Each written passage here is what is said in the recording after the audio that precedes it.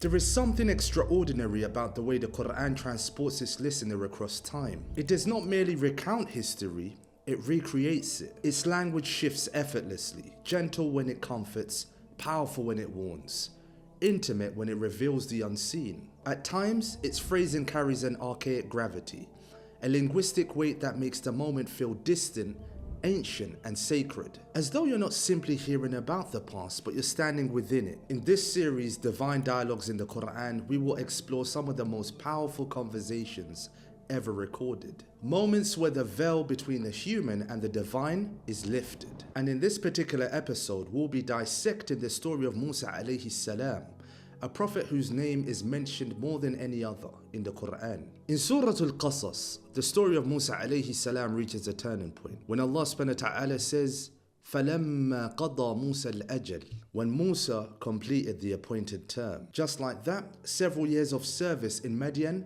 vanished. A chapter closes, a new destiny begins. The verse continues, وَسَارَ بِأَهْلِهِ آنَسَ min janibi turi nara. And here the moment is set. So this is no ordinary scene. This moment is so pivotal that Allah subhanahu wa ta'ala makes mention of it in multiple other places within the Qur'an. For instance, in Surah Ta-Ha, the same moment is highlighted when Allah subhanahu wa ta'ala says, إِذْ رَأَى نَارًا. And again in Surah An-Naml when Allah subhanahu wa ta'ala says, إِذْ قَالَ مُوسَى لِأَهْلِهِ إِنِّي آنَسْتُ نَارًا. The same moment retold, reframed, and revealed with new layers each time. Now, generally speaking, repeating the same story, and that could be any story without being repetitive, is extremely difficult. But you see, the Qur'an does exactly that. Each retelling of the same story comes with fresh language and rhetorical effect. And what this variation does is it removes monotony, which is a manifestation of Quranic i'jaz. I'jaz meaning it's unrivaled, beyond imitation nature. In all three passages from Surah Ta-Ha, Surah Al-Qasas and Surah An-Naml, the moment is the same. Musa alayhi salam sees the fire, but the wording shifts. For instance, in Surah Ta-Ha, Allah subhanahu wa ta'ala says, إِذْ رَأَى نَارًا. Here, the word ra'a is used. Ra'a is the act of visual perception, sight. It's more so the function of the eyes. But in Surah Al-Qasas and An-Naml, Allah subhanahu wa ta'ala says, Anasa min janibi turi nara. Anasa is more so the perception with reassurance, not just seeing but sensing with familiarity. So in this case, when Musa alayhi salam, the word ra'a is used, it's more so capturing the external perspective, the feeling. So in summary, ra'a captures the scene, the moment, the encounter when Musa alayhi salam actually sees the fire. Anasa is more so about the feeling, the sense of reassurance. It captures the inner self of Musa alayhi salam during the entire moment when he perceives a fire. In Surah Al-Qasas, Allah subhanahu wa ta'ala says, قَالَ لِأَهْلِهِمْ كُثُوا. And in Surah Ta-Ha, he says, فَقَالَ لِأَهْلِهِمْ كُثُوا. Despite the language variations surrounding the overall moment, one phrase remains constant. Stay here. What we can derive from this is that before prophethood, before his confrontation towards tyranny, Musa alayhi salam here is portrayed and presented as a man responsible for his family. Now let's look at what Musa alayhi salam expects to find. Now again, with regards to this particular moment across the three passages, in Ta-Ha, Qasas and An-Naml, you will notice that the structure is the same. In Surah Al-Qasas, after he perceives a fire and tells his family to remain here, he says to his family, لَعَلِّي آتِيكُم مِّنْهَا بِخَبَرٍ أَوْ جَذْوَةٍ مِّنَ النَّارِ لَعَلَّكُمْ تَصْطَلُونَ. What we see here is that Musa alayhi salam is weighing out possibilities. Either he's expecting that he may find khabar, information, or jadwa, a burning ember. The imagery here is grounded and practical. A jadwa is a chunk of burning wood, something tangible, something that you can carry back with you. The goal is clear, as he says, tastalun, so that you may seek warmth by way of it. So in this case, he's looking for direction or information or survival. In Surah Ta-Ha, he says, لَعَلِّي آتِيكُم مِّنْهَا بِقَبَسٍ أَوْ أَجِدُ عَلَى النَّارِ هُدًى. Here, the structure remains, but the second outcome changes. This time, not news, but guidance, huda. And even the word qabas is different, this time from jadwa. So a qabas is not just an ember, but it's a flame taken from a fire. Something that gives light. So the pairing between qabas and huda becomes precise and clear. Light, guidance. So in this case, the language is already moving towards revelation. Before Musa alayhi salam even arrives, the words are preparing a moment. He's not just about to find warmth, but he's about to find guidance, huda. In Surah An-Naml, he can be noticed saying to his family, سَآتِيكُم مِّنْهَا بِخَبَرٍ أَوْ آتِيكُم بِشِهَابٍ قَبَسٍ لَعَلَّكُمْ تَصْطَلُونَ. Shihab qabasin is more of a blazing fire, a blazing flame. The word shihab carries a sense of something bright, piercing, even used for streaks of fire in the sky. So now in this case, he's not just expecting to find a jadwa, a burning ember, or a qabas,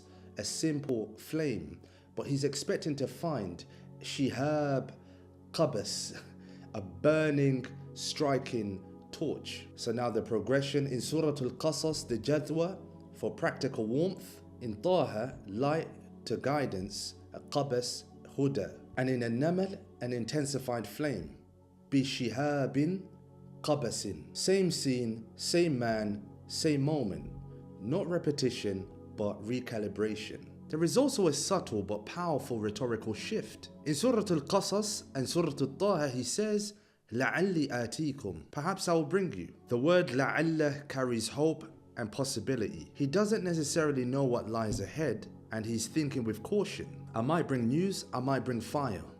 It's a very human-like moment measured in hope. But in Surah An-Naml, we notice a shift in tone. He says, سَآتِيكُم مِّنْهَا بِخَبَرٍ, I will bring you news from it. The scene introduces certainty and immediacy, not expectation or possibility. And yet the second clause still reintroduces possibility. أَوْ آتِيكُم بِشِهَابٍ قَبَسٍ. So the way the sentence unfolds rhetorically, it goes like this. Certainty and then alternative, or reassurance and then possibility. And that subtle shift changes the emotional tone of the scene. So in Surah Al-Qasas, what you notice is hopeful uncertainty. In Ta-Ha, hopeful uncertainty, oriented towards guidance. In An-Naml, confident, reassuring, followed by possibility. And this is part of the Qur'an's remarkable precision. The same moment is retold, but each time the language is recalibrated to match the tone, the theme, and rhythm of the surah. So it never feels repetitive, instead it feels deliberate. And noticeably across the three passages, the moment describing when Musa alayhi salam reaches the fire, the call is introduced with the same striking structure. In Surah Al-Qasas, فَلَمَّا آتَاهَا نُودِيَ. In Surah Ta-Ha, فَلَمَّا آتَاهَا نُودِيَ يَا مُوسَى. In Surah An-Naml, فَلَمَّا جَاءَهَا نُودِيَ. If you pay close attention here, you will notice two subtle literary features. The verb nudiya, which is translated to mean a call was made, is in passive form. Instead of saying Allah called him, the verse simply says he was called. This omission is deliberate, and what it does is it momentarily withholds the identity of the caller to create suspense and dramatic focus. What is also noticeable is the subtle switch between the verbs ja'a and ata. While both can be translated to mean come, ja'a usually carries a stronger sense of arrival, one that can imply effort, deliberateness, or a weighty coming. Ata, by contrast, usually carries a more smoother, straightforward arrival. So when it comes to this, you will notice the rhetorical harmony between Musa alayhi salam's words and the narrative diction. Whenever Musa alayhi salam says لَعَلِّ آتِيكُم, the narration later follows with a lighter verb, فَلَمَّا آتَاهَا نُودِيَ. But in the version where he demonstrates reassurance and greater resolve towards his family, سَآتِيكُم مِّنْهَا بِخَبَرٍ, the narrative follows accordingly. فَلَمَّا جَاءَهَا نُودِيَ. In other words, when his words carry hesitation, the narrative uses ata, whereas when his tone reflects greater resolve and certainty, the narrative uses the weightier ja'a. It's a subtle but striking example of how the narrative voice and the words of Musa alayhi salam move in quiet harmony within this Quranic discourse. Another beautiful feature of the Qur'an in these passages is its ability to paint a precise geographical and spatial picture of the moment. Across the different retellings of the encounter between Musa alayhi salam and the divine call, the Qur'an gradually situates the scene with carefully chosen descriptions. In Surah Ta-Ha, بالوادي المقدس طوى, in the sacred valley of طوى. And in Surah An-Naml, and بورك من في النار ومن حولها. And what's unique in Surah Al-Qasas, rather than telling the entire scene at once, the Qur'an distributes the details mentioned previously but in a different way, where each retelling adds another dimension to the scene, like layers of a landscape coming into focus. من شاطئ الوادي, يعني the edge or bank of the valley, الأيمن, the right side, or elsewhere الوادي المقدس, the sacred valley. The scene is geographically precise while remaining concise. What we also notice with regards to the location is that it is heightened in terms of its sanctity and it's elevated. The words that are used such as mubaraka or muqaddas or anburika. The language itself reinforces that this is no ordinary landscape, but it is sanctified by divine presence. And then from that place comes the declaration, Inni ana Allahu Rabbul Alameen. Indeed I am Allah, the Lord of the worlds. Here we encounter another layer of rhetoric. What we see here is two forms of emphasis. Inni, ana, inna, which is a particle of certainty and emphasis, and then you've got the explicit pronoun ana, I. Now grammatically, one can get away saying inni fulan or ana fulan, but when you add the inni, which is the particle of emphasis and contains within it the ya'ul mutakallim, the pronoun referring to the speaker, the one who's addressing, and then you add ana.